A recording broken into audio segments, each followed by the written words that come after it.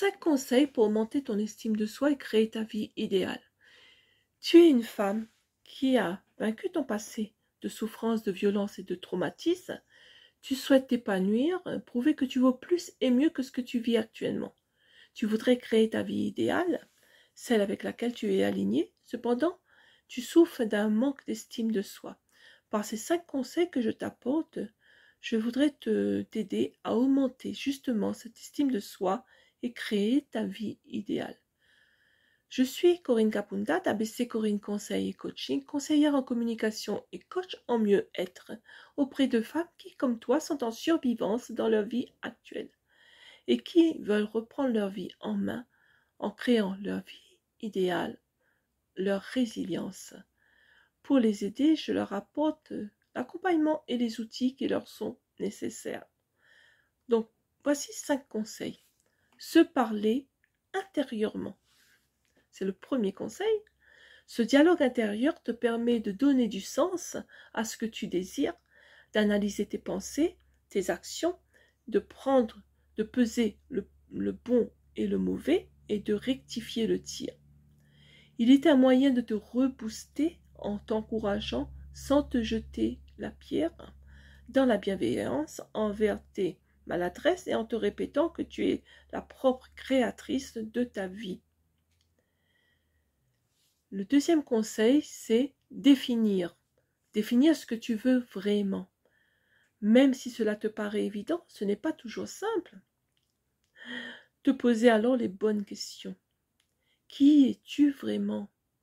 Quelles sont tes valeurs essentielles? Quelles sont tes limites?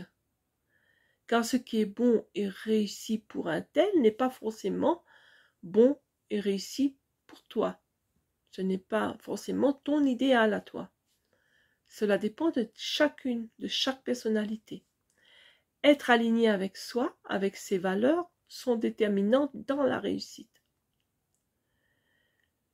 Se concentrer en 3, c'est-à-dire avoir de la discipline, de la concentration, de la constance et de la motivation, et être focus et ne pas se relâcher, cela va te permettre de garder le cap, quel que soit l'extérieur, le contexte, les difficultés que tu vas rencontrer. Ne pas se laisser distraire de ton but par des activités qui t'en éloignent ou des personnes qui te sollicitent sans cesse. En 4e point, se reposer.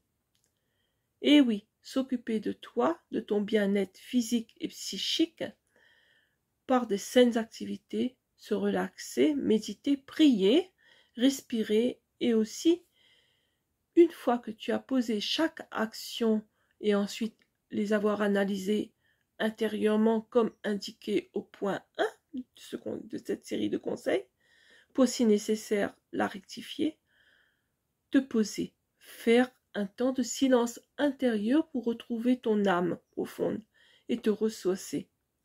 Faire ce silence intérieur apporte une nouvelle énergie. En 5e point, enfin, 5e conseil, planifier.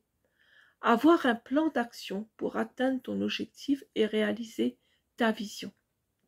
Dès lors que tu sais ce que tu veux, vraiment, il te faut trouver à ce moment-là ce que tu dois faire pour y arriver.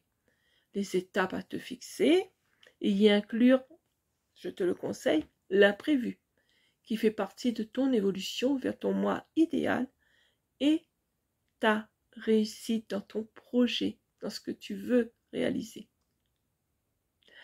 Voilà les amis.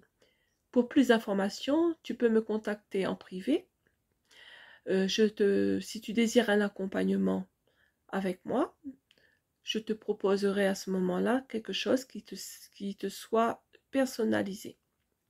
Lors d'un entretien, on va définir ce qui te convient.